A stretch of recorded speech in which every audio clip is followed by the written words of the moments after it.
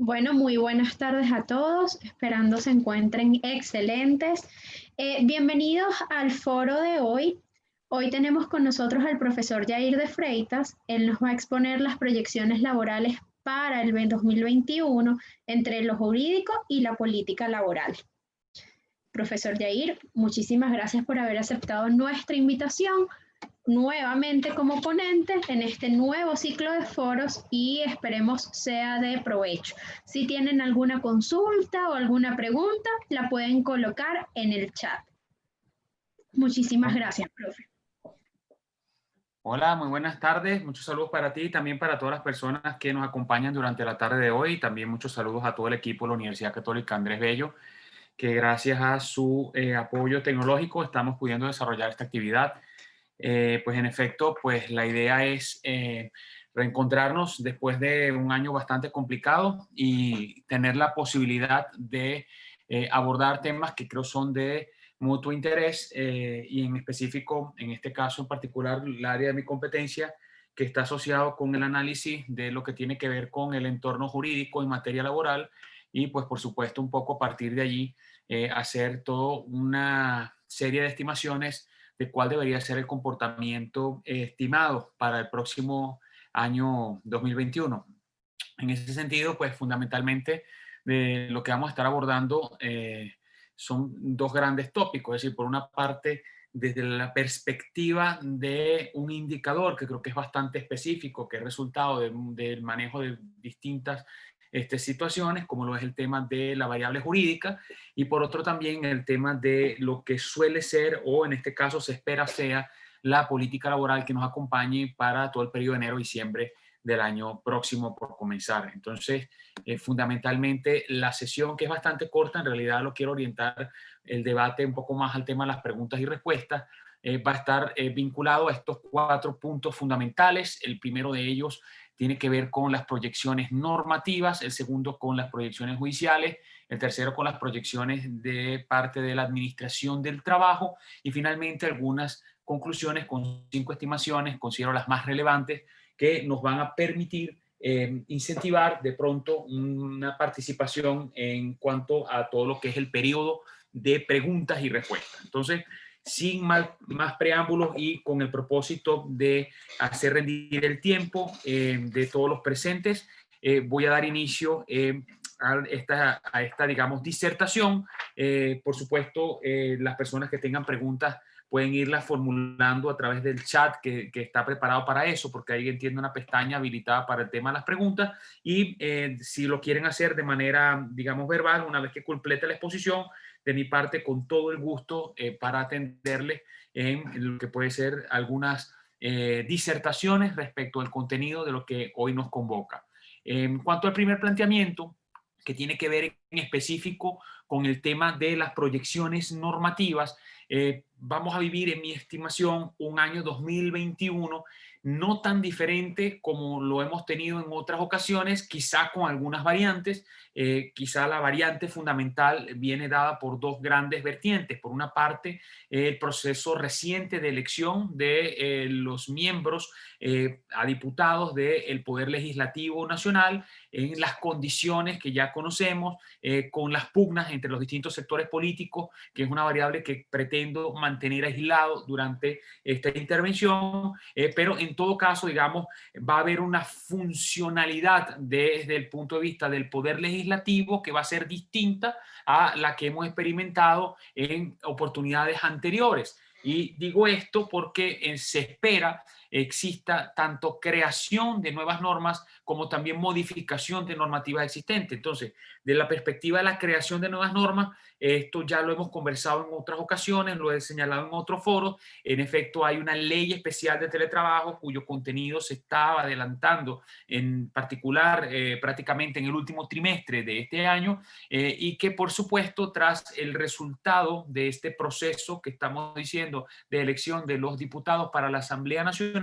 es, digamos, uno de los puntos en agenda, entre otras cosas porque existe un vacío en cuanto a la instrumentación de las relaciones de trabajo bajo esta modalidad de prestación de servicios y se hace imperativa su regulación, si bien con un enfoque, con una visión, con una ideología que de pronto no sea necesariamente una visión compartida, pero se identifica que es importante instrumentar esta área del derecho hasta este momento que subsiste en tanto existe algún tipo de normativa especial o alguna norma que de carácter subsidiario con rango legal viene tratando de aplicarse a esta modalidad de prestación de servicio que por su particularidad requiere obviamente una propia instrumentación. De tal suerte que,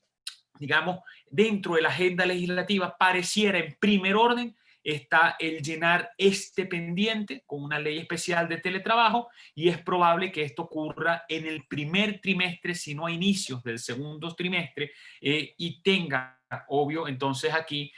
muchas cosas que decirse. Yo no voy a hacer una disertación específica de qué debe tener o no la ley de especial de teletrabajo, ya lo he dicho en otros foros. Quienes tengan dudas respecto de cuál podría ser parte del contenido que debe desarrollarse en este tipo de normativa, pues consultar la web de jairdefreitas.com, está en todas las láminas, la dirección de la web en la parte inferior derecha, y allí hay varias láminas en las cuales yo he abordado este tema con distintos enfoques y grados de profundidad, con lo cual obviamente ustedes están a disposición de poder descargar esos contenidos, de poder tener acceso a cuáles son, en mi criterio, los 10 ejes temáticos más relevantes que deben ser abordados desde la perspectiva de esta normativa, pero sin duda es, digamos, una de las normas que de forma mucho más clara está planteado, sea atendido el requerimiento en el ejercicio enero-diciembre del año 2021. Eso en cuanto a normas creadas del punto de vista de sin ningún punto de partida previo o preexistente, porque no tenemos regulación especial sobre la materia hasta este momento. Tenemos una que de forma subsidiaria aplica, que es la del trabajo a domicilio, que ya ustedes la conocen y obviamente no voy a referir en este instante. Por en segundo lugar, también va a existir modificación de normativa laboral. Esto está planteado desde la perspectiva doble y aquí viene una variable que es distinta, es decir, podría o no provocarse un cambio del texto constitucional a partir de la actividad que está presentando la Asamblea Nacional Constituyente. Esto es un tema bastante álgido porque, digamos, desde el punto de vista de la legitimación política, que es una variable, insisto, en la cual no quiero entrar en el análisis, existe aquí, digamos, una profunda ruptura de criterios o de visiones respecto de si es o no es, digamos, una constitución que podría llevarse a cabo y pasar a ser una nueva constitución nacional. Ahora, digamos, ya ha ocurrido con leyes especiales que han sido dictadas por la Asamblea Nacional Constituyente desde su instalación hasta la fecha presente y en la práctica se han venido implementando. Entonces, la pregunta es si existe un nuevo texto constitucional, es decir, si finalmente, producto del resultado del funcionamiento de este órgano, entonces se presenta un proyecto, este es sometido a la aprobación o no, y entonces se da una modificación de la actual constitución, entonces si cabría o no esperar los cambios de normas actualmente vigentes en materia laboral. Y desde luego que si el proyecto que actualmente está, digamos, bastante avanzado según la información extraoficial que manejo, esto es un proyecto que ha tenido, digamos, propuestas muy importantes desde el punto de vista de lo laboral, desde el punto de vista de lo social, desde incluso la concepción de lo que tiene que ver con la propiedad privada, entre muchos otros factores, puede implicar o no cambios en normativas actualmente existentes en materia laboral. La respuesta es sí, y la respuesta es que implicaría de forma directa una modificación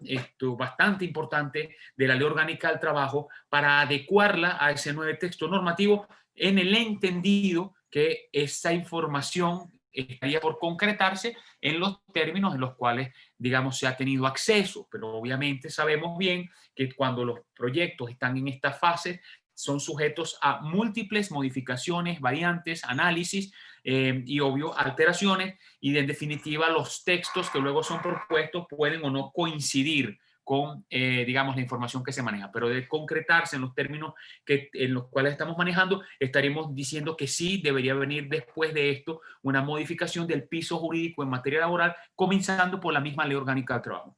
Ahora, se modifique o no se modifique la Constitución en el año siguiente,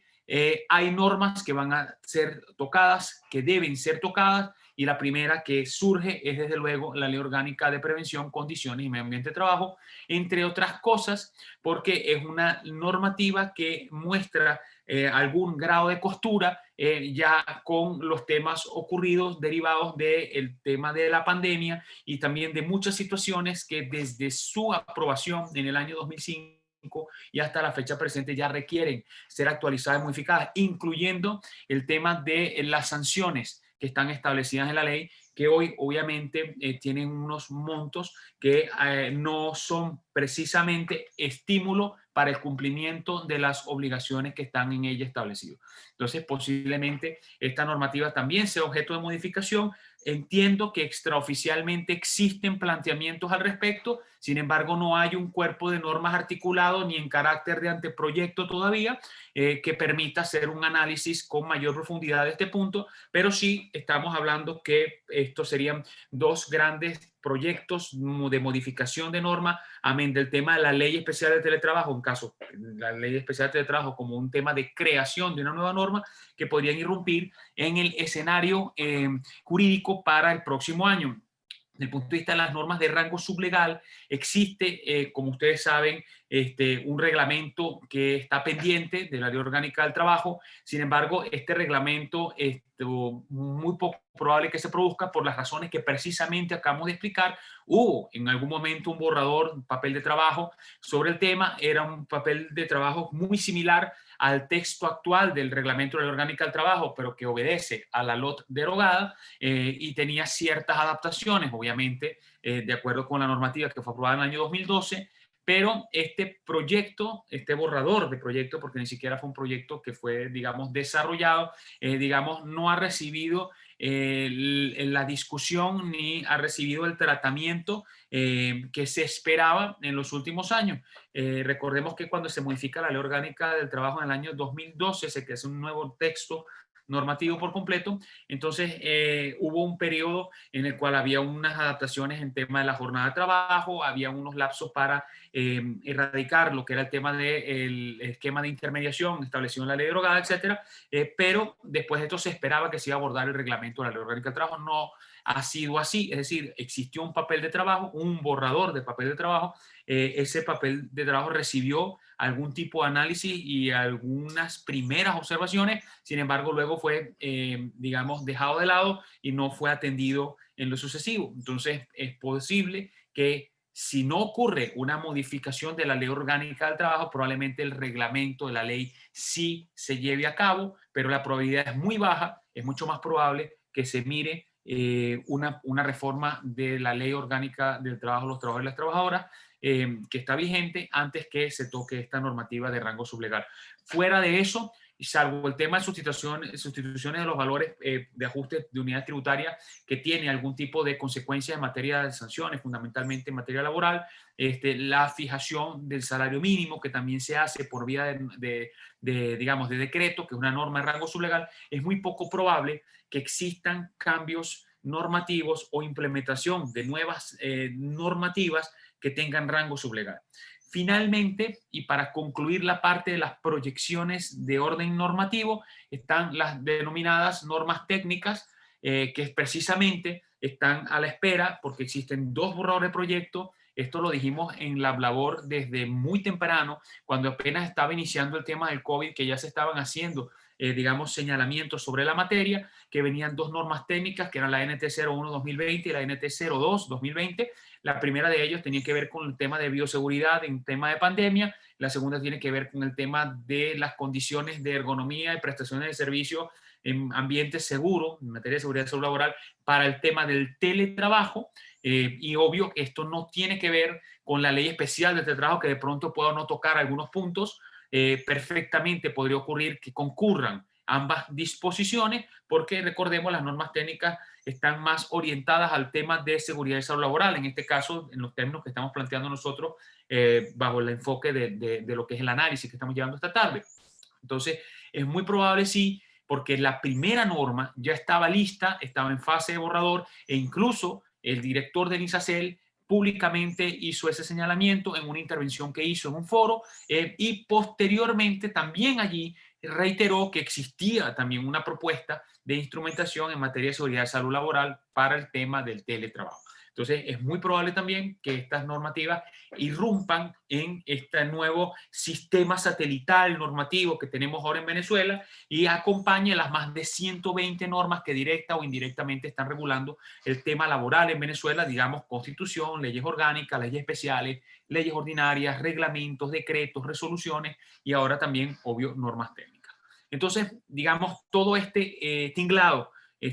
normativo podría ser o debería ser lo que va a acompañar el tema del periodo enero-diciembre del año 2021 desde esta perspectiva de la instrumentación de las relaciones de trabajo con grados variantes en el entendido que podría no darse una propuesta de modificación de la Constitución y que de concretarse tendría unas consecuencias o implicaciones distintas que si no se hiciera y obvio con el tema de la instalación de los nuevos diputados ante la Asamblea Nacional como figura del Poder Legislativo Nacional. Si esto se concreta y se concreta en los términos, digamos, que se están desarrollando en la actualidad, este sería el mapa del punto de vista normativo que podría estar acompañando el ejercicio del año 2021. Ahora, del punto de vista de las demás variables, habría que comenzar también por hablar del tema judicial. Y desde el punto de vista judicial, aquí hay que hacer dos temas. Por un lado,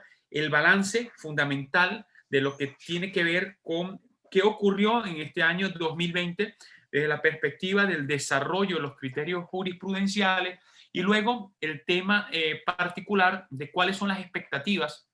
que podríamos a partir de esto que ocurrió en el año 2020 proyectar para lo que tiene que ver para el periodo que está por comenzar. Entonces, lo primero que debemos decir es que hubo una disminución aproximadamente del 75% del caudal de criterios que están asociados con el tema laboral. Es decir, el Tribunal Supremo de Justicia tiene distintas salas, como son la sala plena, sala político-administrativa, constitucional, penal, sala de casación civil, sala electoral y la sala de casación social. Y estas salas emiten decisiones durante todo el año.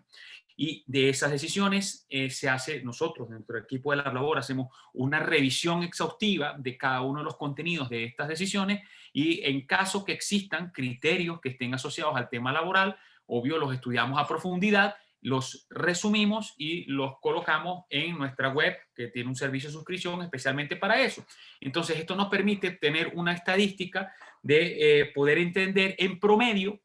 cuántos criterios suele producirse desde la perspectiva del Poder Judicial que abonan interpretaciones al tema del derecho al trabajo y la seguridad social en un sentido amplio. Y lo que se experimentó durante este año 2020, en parte derivado del tema de la pandemia, pero también derivado de otras causas que han desestimulado la interposición de demandas en materia laboral y que están asociados al tema económico, sobre eso vamos a hablar un poquito más adelante, entonces ha habido una disminución tanto de la cantidad de decisiones dictadas por el Tribunal Supremo de Justicia, pero también dentro de eso hay una, digamos, proporcionalidad en cuanto a la disminución de los criterios y este año cierra el criterio con cerca de 60 decisiones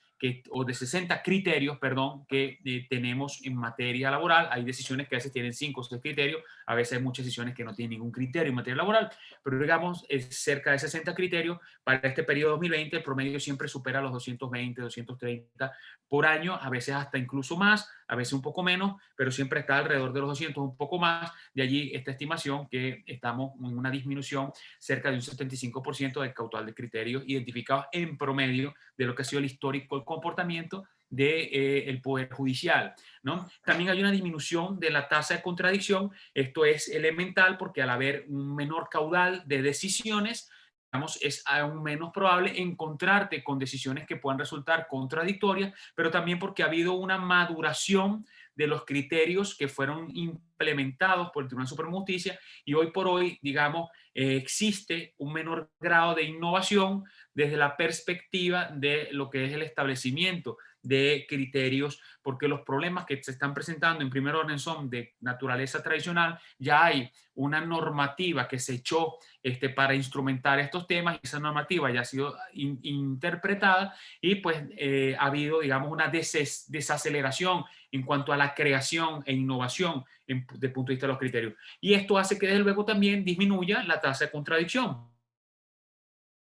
Obviamente hay distintas sentencias dictadas por la Sala de Casación Social y por las demás salas del Tribunal Supremo de Justicia en lo que vino este periodo. Yo hice una selección de 3 que simplemente las quiero mencionar. No estamos haciendo aquí un curso de jurisprudencia del trabajo. De hecho, hoy, por ejemplo, varias salas del Tribunal Supremo de Justicia dictaron decisiones. La Sala Constitucional dictó 11 decisiones, por ejemplo. La Sala de Casación Social dictó varias decisiones también. De las decisiones dictadas por el Tribunal Supremo de Justicia, hoy se rescatan 3 criterios, ¿no?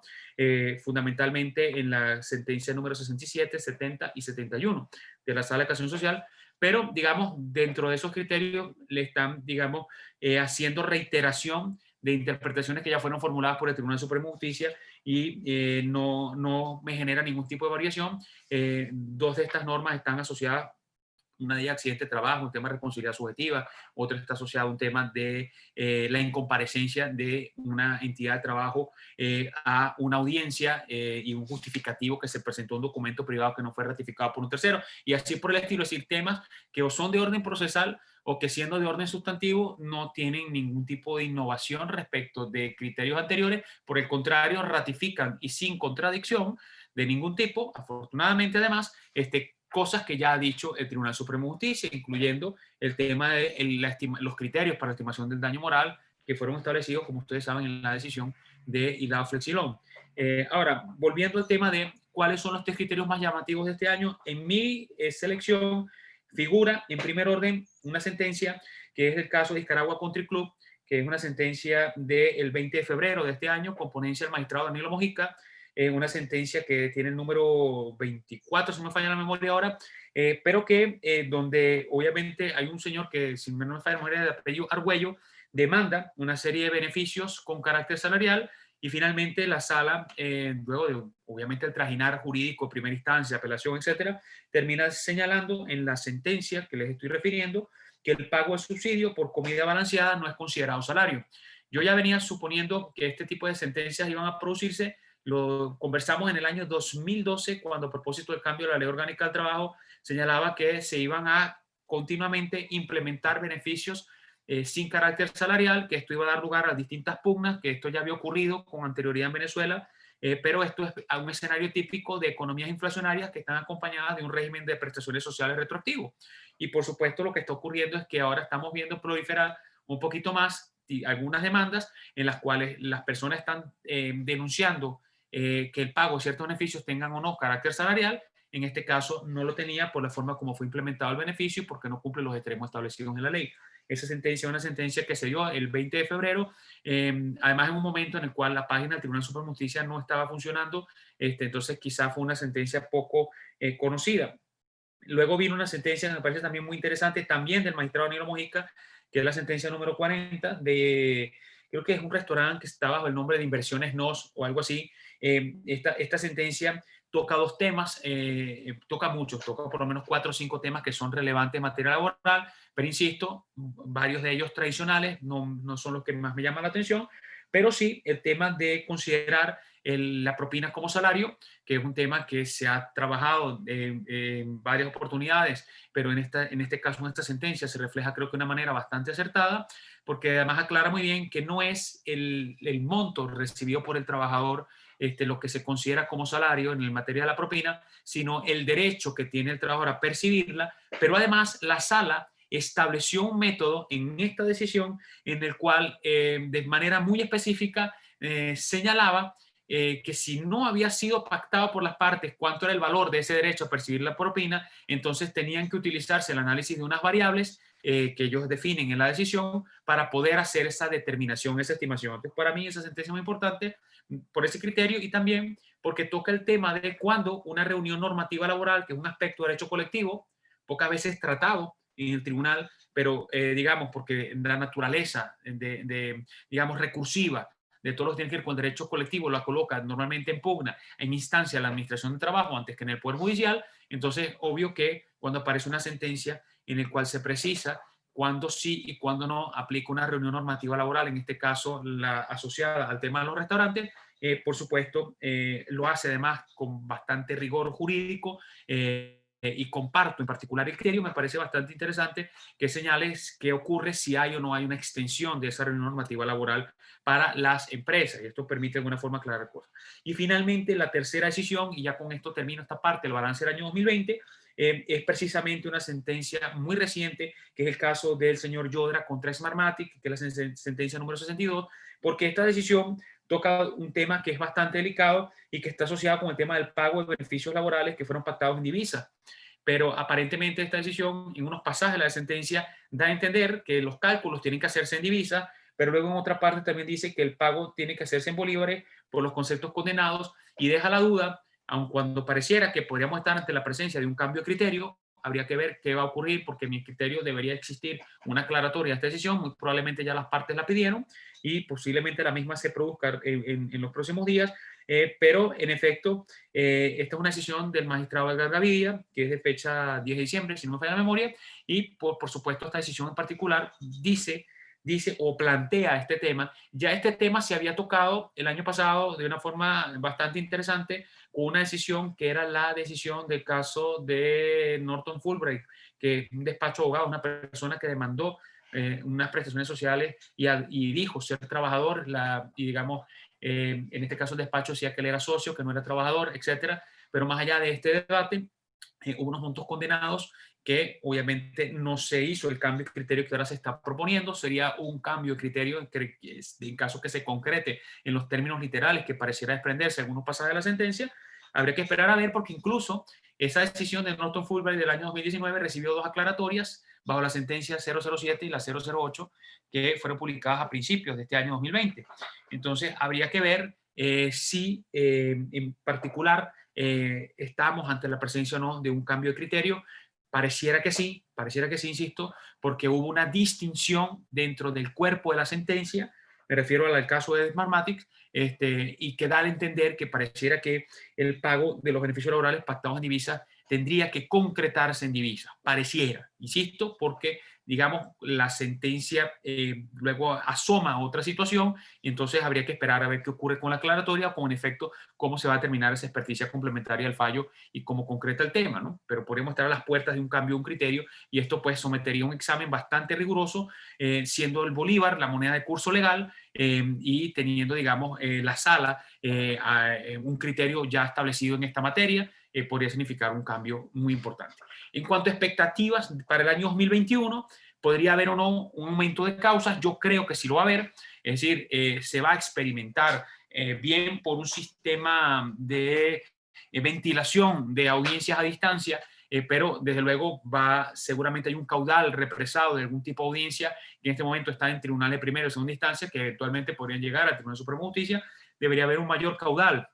de nuevas causas, pero yo creo que esperamos para este año más que innovación jurisprudencial, reiteración de los criterios establecidos, insisto, porque tendríamos que transitar probablemente con la creación de nuevas normas que permitan plasmar nuevos enfoques en las relaciones de trabajo, para que esto pueda reactivar una centrífuga desde el punto de vista de la innovación jurisprudencial. En este momento, digamos, estamos básicamente viendo que la mayoría de los criterios son reiteración de los que ya existían, con la excepción, insisto, de esta sentencia número 62, con la excepción de la sentencia número 40 en materia de la estimación de cuál es la forma para determinar la propina como salario, y en particular con este pago de subsidio por comida que no fue considerado de carácter salarial en la sentencia 24. Por eso digo, siempre hay bastante tela que cortar, pero en líneas generales el resto del elenco de los criterios que fueron plasmados con impacto en materia laboral en este año 2020 da cuenta de que la mayoría de los criterios están siendo reiterados,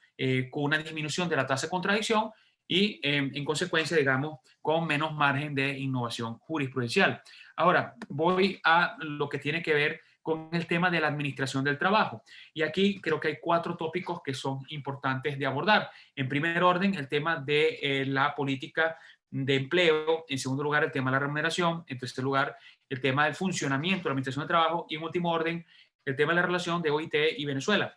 En mi criterio, no va a haber variantes en este aspecto. Es decir, el comportamiento del operador jurídico, Administración de Trabajo, le hace Ministerio del Trabajo, Inspectorías del Trabajo, Instituto Venezolano de Seguros Sociales, IMSACEL, GERESAT, el INCRED y todas las demás instituciones que están, digamos, vinculadas de forma directa o directa al derecho del trabajo y o a la seguridad social en términos amplios, donde usted puede meter aquí el régimen prestacional de vivienda y hábitat, donde usted puede hablar de contribuciones para fiscales como el tema del pago al INSEE, etcétera. No debería tener ningún tipo de modificación sustantiva o mejor dicho, ningún tipo de cambio que podríamos llamar como un cambio directo muy marcado. Por el contrario, pareciera que vamos a mantener en materia de empleo la misma directriz. La política laboral va a seguir consistiendo en la inamovilidad y la estabilidad. Así que es muy probable que el decreto especial de inamovilidad laboral que vence ahora el 31 de este mes de diciembre posiblemente sea renovado con un nuevo decreto, fundamentalmente para extender una inamovilidad laboral que puede no estar asociado al tema del coronavirus. Ya teníamos una inamovilidad desde abril del año 2002 hasta la fecha presente, que fue continuamente reiterada en decretos sucesivos, pero con el tema del COVID se dejó prácticamente solapado el decreto de inamovilidad laboral general que tenemos en Venezuela ante una nueva normativa específica que por tema de COVID llevó la bandera de la protección de la permanencia de los puestos de trabajo a través de la prohibición de los despidos como política laboral. Ya sabemos, en particular, yo no estoy de acuerdo mucho con la medida de la prohibición de despidos, prefiero un tema de fomento de nuevas plazas de trabajo, y esto obviamente significa el manejo de variables económicas, de estimulación de empleo, de creación de inversiones, de garantizar desde un punto de vista la seguridad jurídica para poder llevar a cabo, digamos, una verdadera fértil desarrollo de la economía. Y recordemos aquella frase de Kamerlingh y Leon Cain, que lo laboral siempre va a tributar de lo económico. Por lo tanto, si lo económico está en restricción, obvio que esto tiene un impacto para el tema del derecho laboral y su regulación, o sea, para el tema del manejo de las relaciones laborales y su instrumentación en particular. Así que pareciera que en materia de empleo vamos a continuar por el derrotero de la estabilidad absoluta y los decretos de inamovilidad laboral especial. Y luego tenemos en el tema de remuneración, el tema que existe y en mi criterio se va a mantener una brecha muy importante entre el salario y el costo de la vida, todo lo que tiene que ver con el tema de la canasta básica o la canasta básica alimentaria, según sea el caso,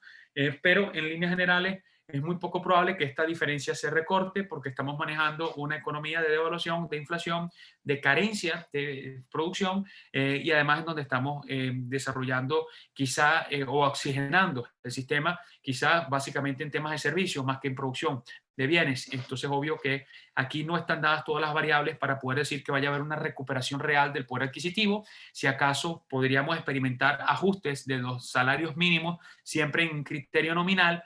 pareciera que desde el punto de vista real esto implica la modificación de variables de carácter macroeconómico, de política fiscal también, que no son las que se están manejando en este momento, y salvo que exista un viraje en esa materia, que ojalá lo exista y sea favorable para el país, pero pareciera que vamos a mantenernos en la misma situación. Quizá la única nota distintiva, que ustedes ya lo conocen igual que yo, es que recientemente hubo una modificación de los tabuladores salariales para el sector público, no así para el sector privado, y aun cuando se hizo una modificación de los parámetros para las cotizaciones en el sistema de seguridad social, la verdad es que no fue publicado en Gaceta Oficial el salario mínimo en los términos en los cuales se están haciendo los parámetros de las cotizaciones y que son obviamente similares a los salarios establecidos para las escalas del sector público. Pero en materia de sector privado, el salario mínimo sigue siendo el mismo, no ha sido publicado en Gaceta Oficial, por lo menos no tengo conocimiento de eso, una modificación de esos salarios y, digamos, aquello que, por cierto, me parecía bastante delicado afirmar del salario mínimo de hecho, el salario mínimo de facto, que son términos que no existen desde el punto de vista jurídico, simplemente hay un salario mínimo nacional que tiene que ser fijado por vía decreto de manera expresa. Si no está un decreto publicado en la Gaceta Oficial, no existe, esa es la realidad. Y a partir de allí, obviamente, la gente hace o no sus parametrizaciones de sus escalas de sueldo y salario. Pero como es un salario que ha estado bastante rezagado, las entidades de trabajo del sector privado no han tenido que esperar a esta situación, simplemente han venido tratando de colocar la mayor cantidad de dinero disponible en manos de los trabajadores sin que esto afecte su flujo económico. Y hoy por hoy la brecha entre el salario mínimo y los salarios que perciben los trabajadores en el sector privado es una brecha bastante significativa que afortunadamente no depende del salario mínimo, pero esta es una categoría que se ha venido rezagando porque el último ajuste se hizo en abril. Entonces es probable que el año que viene sí existan obviamente ajustes salariales. Es muy particular que con una economía inflacionaria, incluso reconocida por el mismo Banco Central de Venezuela,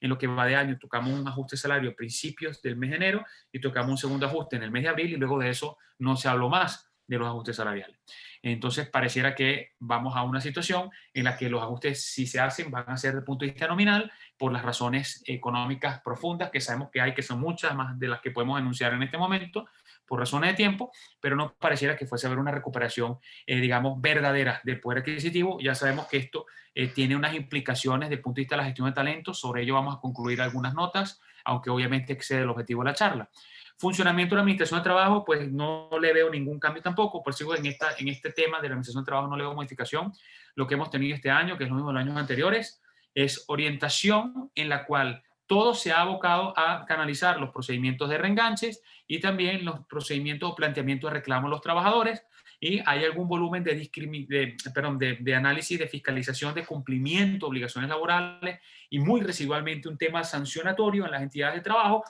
porque lamentablemente la estructura de la Administración de Trabajo no permite hoy practicar el volumen de inspecciones a los centros de trabajo que serían necesarios para poder determinar el cumplimiento o no de las obligaciones. Y luego también, por otra parte, y aquí viene la otra cara de la moneda, dado los esquemas en los cuales están establecidas las sanciones, y dado los esquemas de lo que implica para un patrono ponerse al día con el cumplimiento de casi 200 obligaciones laborales que están en esas 120 normas que mencionamos hace unas láminas atrás,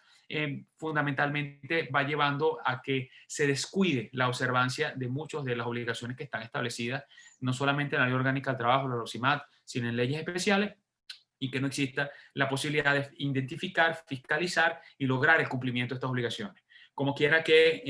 el tema de la solvencia laboral era un tema que tenía sentido para muchas empresas porque le daba acceso a condiciones privilegiadas de adquisición de divisas, y este tema pareciera haberse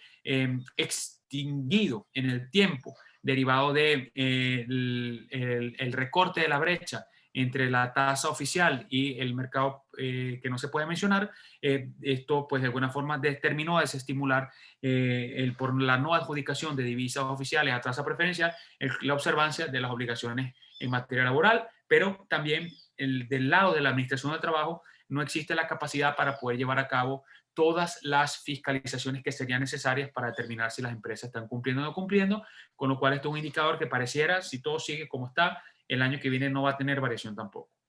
Y finalmente, en este tema en particular, el tema de la relación entre Venezuela y la Organización Internacional del Trabajo. Como ustedes saben, estuvo el tema de la comisión de encuesta. Sobre este tema de la comisión de encuesta, ahora recién en octubre, el gobierno reiteró que no va a cumplir, no va a aceptar las recomendaciones de la Organización Internacional del Trabajo en esta materia, pero dijo también que estaba dispuesto al mismo tiempo a trabajar de la mano con la OIT para mejorar el sistema de relaciones laborales y su regulación y cumplimiento de las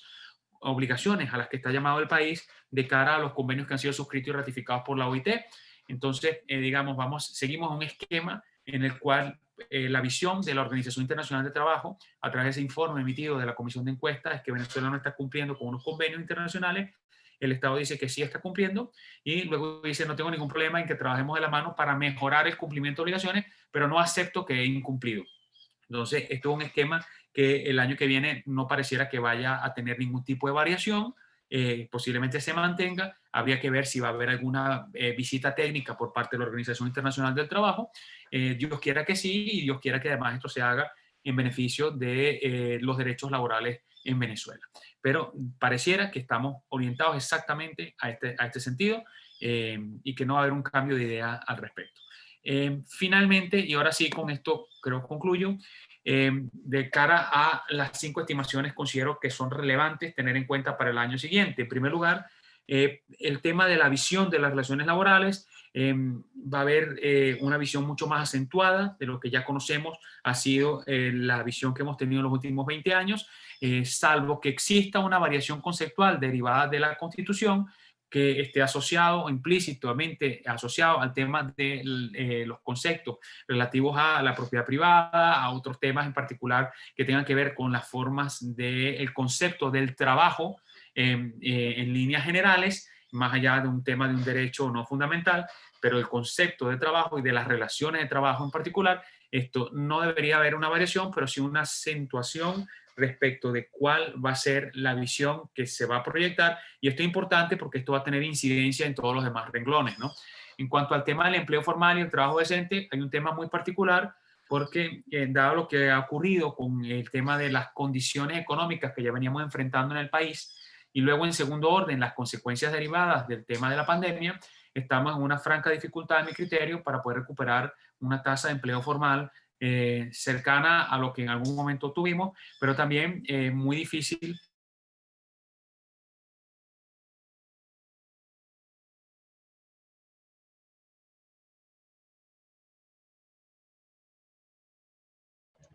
Creo que al profesor se le fue el internet. Vamos a esperar unos segundos a que se vuelva a reconectar. Ya le voy a contactar. Un momento.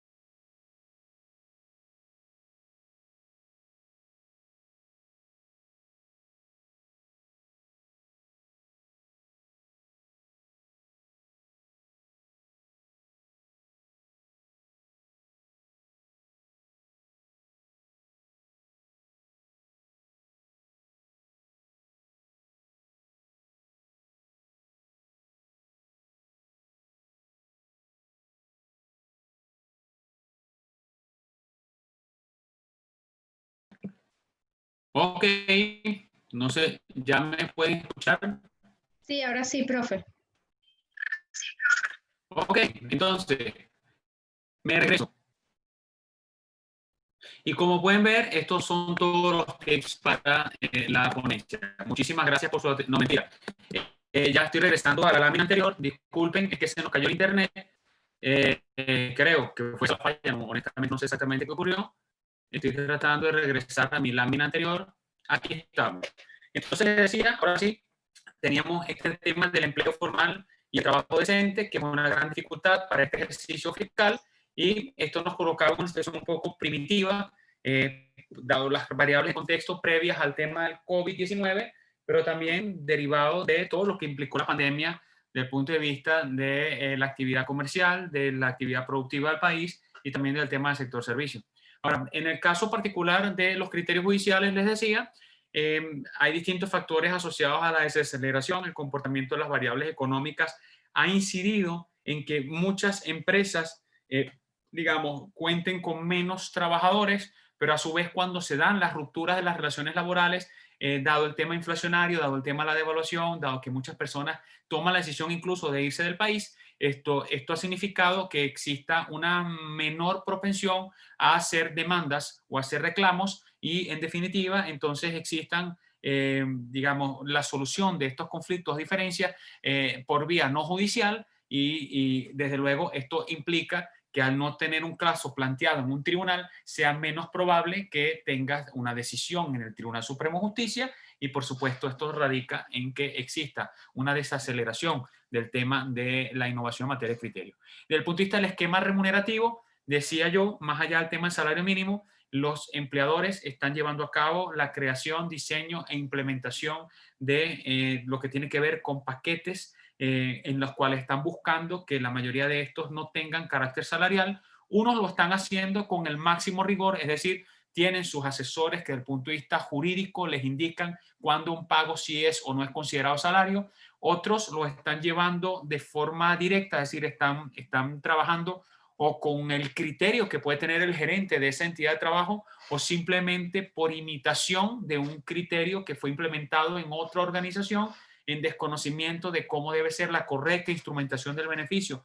para disminuir el riesgo que tenga o no carácter salarial e incluso en algunos casos infringiendo normas expresamente establecidas y criterios jurisprudenciales. Entonces, digamos, este esquema remunerativo se va a mantener, es decir, el patrón hoy dice, ¿sabes qué? Si al final esto es salario, también la inflación hará su trabajo y esto tendrá un menor costo para mí. Y luego, en segundo lugar, de toda la nómina que aún me queda, muy probablemente no todos me demanden esto y entonces, pues,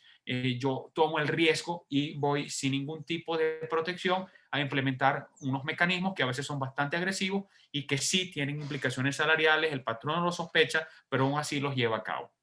Finalmente está el tema de la orientación de los cambios normativos. Yo creo que va a haber una profundización de este modelo de relaciones laborales. No es un modelo que yo comparto, ustedes lo conocen, saben cuál es mi forma de pensar en esta materia, pero también creo que sí podría darse un cambio, solo que sería un cambio para acentuar aún más una visión de las relaciones de trabajo y este cambio podría darse a partir de la Constitución, es un poco el tema que he dicho. Ahora, desde luego, esto son estimaciones, son proyecciones, vienen dados de las informaciones oficiales o extraoficiales que a veces se manejan, de proyectos, de normas, de cosas que están dando vuelta o del análisis que hacemos de todo lo que viene siendo el comportamiento de las variables y, obvio, unas proyecciones que son bastante científicas, bastante específicas, que tienen detrás de esto mucho racional y análisis que no viene para una charla como la que estamos desarrollando en la tarde de hoy, pero que quienes llevan consultoría con nosotros sí saben que lo hacemos a profundidad a petición de nuestros clientes para poder de alguna manera brindarles, digamos, un panorama bastante preciso que les permita surfear esta hora del año 2021 y desde luego, y aquí voy al tema mucho más delicado, o sea, al final del día, muy probablemente de todo lo que hemos conversado en la tarde de hoy, por lo menos un 70-75% de las cosas sí vayan a ocurrir. Quizás las más inmediatas sean más probables que ocurran, las más distantes siempre están sujetas a que se presenten o se confirmen variables o en su ausencia, pues a que se hagan algunas modificaciones o exista, digamos, una variación en cuáles son los temas de interés o no. Pero muy probablemente este sea el significado. Quienes nos acompañan desde el primer foro que hicimos desde la Escuela de Ciencias Sociales con la licenciada Báñez, que hoy está con nosotros, y mi persona, conversábamos acerca de cuál iba a ser nuestro tema de estimación, la línea de tiempo para el COVID durante todo el año. Y si buscan esas láminas que están obviamente en mi página web o los videos que están tanto en mi canal de YouTube como en los canales de YouTube de la Universidad Católica Andrés Bello, van a ver que se cumplieron, y estábamos hablando de una charla que hicimos, si no me recuerdo, ahora me corrige mi jefa, desde el mes de abril o mayo, y se cumplieron cada una de las etapas con precisión. Y pues por supuesto también tenemos estimaciones en esta materia para el año que viene, pero digamos no forman parte del contenido que venimos a avanzar hoy aquí, pero sí les quiero decir es que estas cosas no son improvisadas, no es sacar una bola de cristal y dársela a adivino, ni tampoco es decir que como yo soy, digamos, una persona X, entonces no me atrevo a estimar nada porque, digamos, en este punto nada es estimable. Siempre las cosas son estimables, siempre todo es proyectable y obviamente cuando existe fundamento para hacer los análisis como los están presentando, es muy probable que esta sea la circunstancia que nos acompañe para el ejercicio siguiente. Quedo muy atento a las preguntas y me despido de la exposición, no sin antes obviamente darle gracias de nuevo al equipo CEL, de la Universidad Católica Andrés Bello y obviamente a la licenciada Báñez, que siempre nos apoya en estas iniciativas, a la Escuela de Ciencias Sociales en general, y además dedicarle esta presentación con mucho sentimiento a todas las personas, miembros de la Escuela de Ciencias Sociales o de su cuerpo docente que fallecieron este año, en el caso de Arnaldo, el caso de Hilda, el caso de Omar Picón, el caso de nuestro profesor Chispiado, querido profesor Chispiado, también el fallecimiento del profesor José Rafael Tinoco Smith, y no sé si me quedan, posiblemente sí, más personas que hemos perdido este año por distintas razones, incluyendo el COVID. Para ellos, obviamente, la dedicatoria de esta sencilla presentación y pues quedo atento a las preguntas de todos ustedes. Muchísimas gracias. Bueno, profe, de verdad, muchísimas gracias por, bueno, no solamente la información, sino el emotivo mensaje que el emotivo mensaje que nos acaba de dar, ¿no? De verdad súper agradecida y en nombre también de la escuela expresarle este agradecimiento, ¿no? Bueno, ¿alguien tiene alguna pregunta o alguna consulta? Pueden quizás activar el micrófono si quieren hacerlo más interactivo. Por acá, profe, hay una primera pregunta Sí. que dice, eh, por acá le comenta Juan Ponte, feliz tarde y muchísimas gracias por la charla, profesor Yair. Sabe que una de las aristas que trae el teletrabajo es el trabajo tipo freelance. ¿Se proyectaría regulaciones en este tipo de trabajo? ¿Se podría esperar un control sobre los ingresos de los trabajadores freelance en relación a la declaración de impuestos? Ok, muy buena pregunta para Juan. Fíjate, en efecto, el tema de la regulación del teletrabajo tiene múltiples aristas. Una de ellas tiene que ver con el regular, qué se puede hacer y qué no se puede hacer bajo esta modalidad de prestación de servicio. En particular, lo que yo he identificado 10 áreas que me suenan, digamos, como lógicas que al momento de llevar una regulación sobre esta materia, tienen que tenerse en cuenta, ¿no? Y una de esas áreas, uno lo ve de una perspectiva quizá distinta, ¿no? O sea, digamos, o sea, en mi caso creo que el tema de quién debe aportar las herramientas, qué formación deben recibir los trabajadores, si esto tiene un carácter o no reversible, el tema de las pautas en materia de seguridad y salud laboral, pero luego viene todo lo que tiene que ver con el tiempo de la duración de la jornada, el derecho a la desconexión, el tema de la protección del empleo, en la remuneración y dentro de la remuneración, obviamente, toda la regulación que está asociada a esto, que de un punto de vista restrictivo puede interpretarse como control, pero luego tienes el tema del tutelaje, qué grado, digamos, de fortaleza o debilidad exhibe esto para el tema del derecho sindical. Por allí tuvimos al profesor Humberto Villasmil como invitado de honor de nuestra materia de Derecho Colectivo de Trabajo en una sesión síncrona que desarrollamos junto con los estudiantes. Y luego tienes también el tema del derecho internacional privado, porque aquí hay dos grandes debates respecto de qué juez tiene una jurisdicción en materia de teletrabajo y después cuál es el derecho aplicable, ¿no? Suponiendo que esa persona tenga jurisdicción. Y finalmente el tema del control y vigilancia del trabajador y el derecho a la intimidad. Entonces,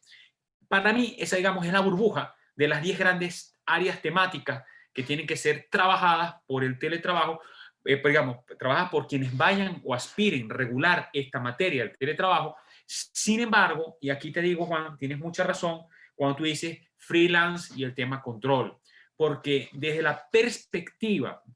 de, digamos, proteccionista, bajo un concepto clásico de las relaciones de trabajo, el teletrabajo es identificado como una modalidad de prestación de servicios que ha sido concebida para eludir los efectos de la aplicación de la legislación laboral.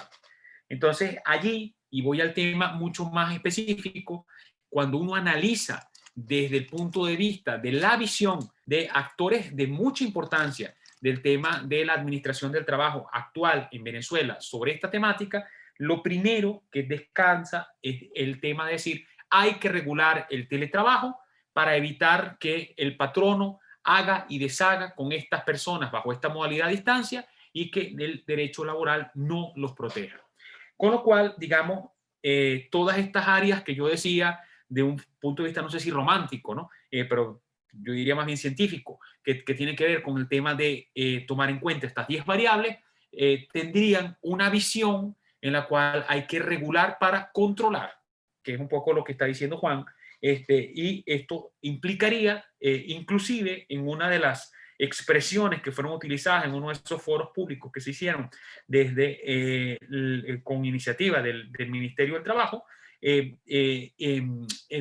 incluso la responsabilidad de las empresas más allá de la frontera local. Es decir, en el caso de las empresas multinacionales o transnacionales o empresas extranjeras que contraten trabajadores venezolanos que están domiciliados en Venezuela para que presten servicios bajo esta modalidad,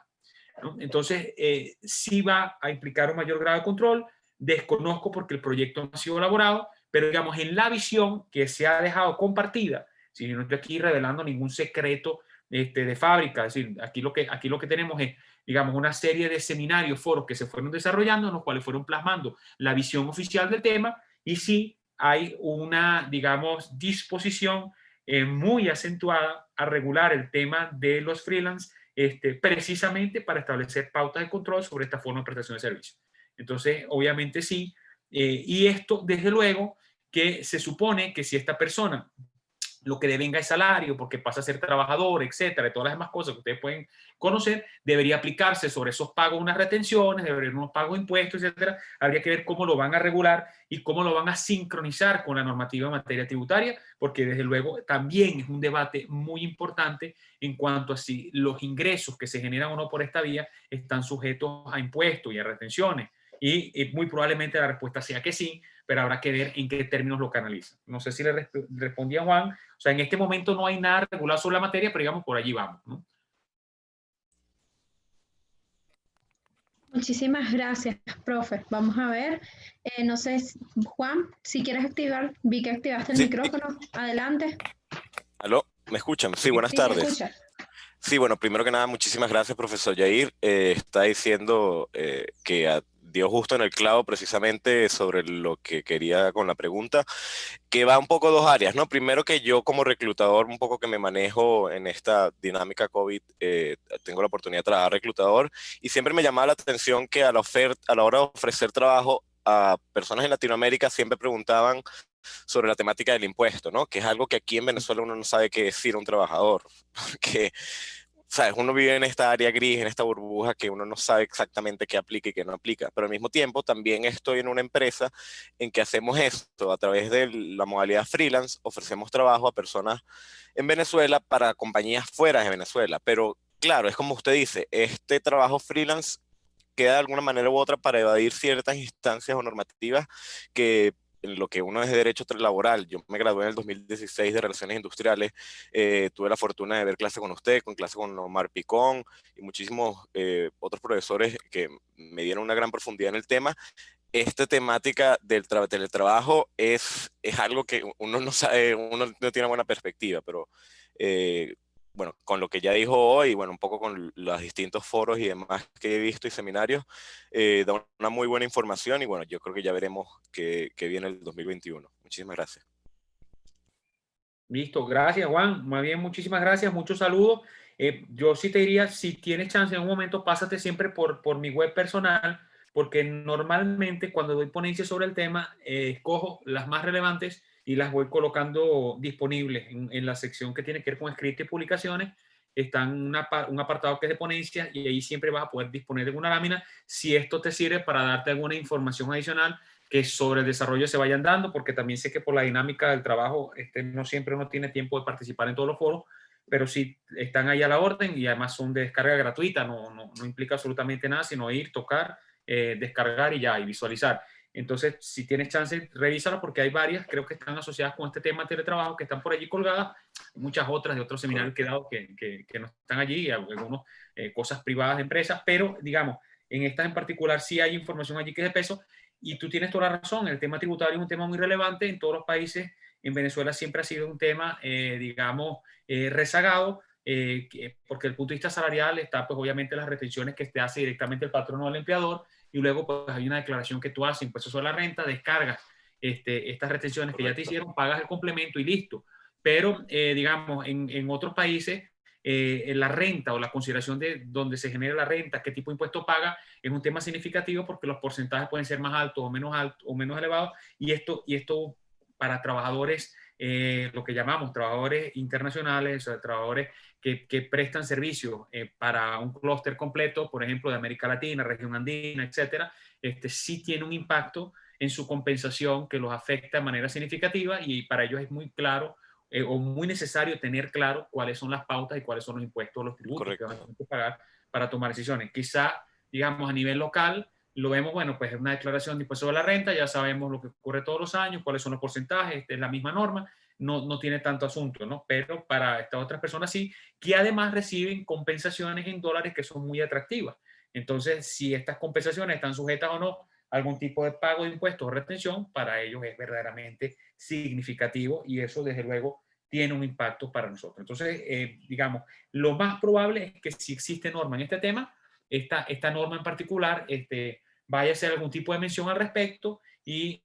si no lo hace, quedará luego posteriori a interpretación de lo que puede decir el tribunal. Esto lo decidiría, entonces ya sería en todo caso no un juez laboral necesariamente, podría ser un juez tributario y pues tendría en vía recursiva también igual mirada en el Tribunal Supremo de Justicia, con lo cual habría que estar pendiente si se aprueba la norma y no se regula la materia, ver dentro de 2, 3 años aproximadamente qué ocurriría tras la primera declaración de impuestos, ¿no? Bajo este esquema de servicio, bajo, digamos, reclamos que se puedan hacer sobre este tema y finalmente lo que esto vaya o no a concretar en el tema de una demanda que produzca un criterio jurisprudencial que luego sea sostenido en el tiempo como para que nos merezca el examen de qué se está evaluando, ¿no? Sí, solo quería decir totalmente, concuerdo con usted, que al final quedará de mano de ver cómo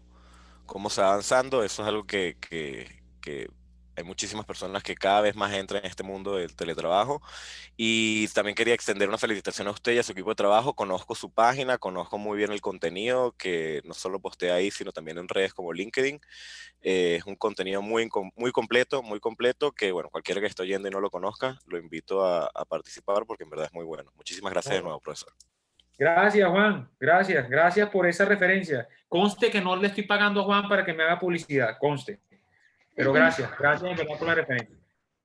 Bueno, profe, de verdad, muchísimas gracias. Creo que el aprendizaje de hoy es bastante grande y de verdad súper agradecida por todo el conocimiento que nos ha brindado. Muchísimas gracias a ti y muchas gracias también, obviamente, a nuestra universidad, que creo que siempre está a la vanguardia, identificando cuáles son los temas que tienen relevancia actual para de alguna forma ofrecer herramientas. Hace tiempo, comparto contigo este comentario, tuve la oportunidad de hablar un poco extenso con un colega que no está viviendo en Venezuela, está en Chile, y yo le decía que fundamentalmente este tipo de iniciativas tienen por objeto tratar de dar algunas herramientas, al menos básicas, para las personas que, pues, en un contexto como el nuestro, de pronto no tienen la posibilidad de contratar unos servicios profesionales que les permita, de alguna forma, contar con la orientación necesaria y por lo menos si están volando sin piloto automático y sin instrumentos, pues que tengan algo de qué poder llevar a cabo un análisis. No significa que lo que uno dice es correcto o lo que uno dice siempre es acertado, pero digamos, sí va siempre con la mejor intención de tratar de darle una mano a quienes sabemos que quieren hacer una buena gestión del talento, que tienen que, de alguna forma, vincularse con el derecho, no siempre amistoso, del trabajo, y de alguna forma, pues, el que la universidad nos dé esta plataforma para que tengamos salida y la posibilidad de compartir con ustedes es algo que yo en infinito agradezco, y que va siempre con la mejor intención y con ese espíritu cabista y ese sentido Maggi que nos enseñaron ya hace bastante tiempo y que nos da, pues, digamos, esta identidad, ¿no? Como cabistas. Entonces, de verdad que muchísimas gracias y siempre dispuesto a colaborar con la universidad en cualquier iniciativa de este tipo, en la medida que la agenda obviamente nos lo permita también y que los temas sean pertinentes, que en este caso creo que lo son. Y ojalá que exista mucho más debate. La vez pasada hicimos un foro y esto como que prendió una chispa y estuvimos ahí bastante intensos, digamos, desde la actividad de formación por esta vía, y ojalá que esto sirva para retomar esta actividad y tengamos muchísimos más foros en enero, febrero, marzo, con muchos invitados que creo que tenemos bastantes bucavistas que están dispuestos a aportar también en la misma dirección. Gracias, de verdad, y un abrazo y una feliz tarde para todos. Bueno, gracias, profe, y feliz tarde para todos y excelente semana. Chao. Chao.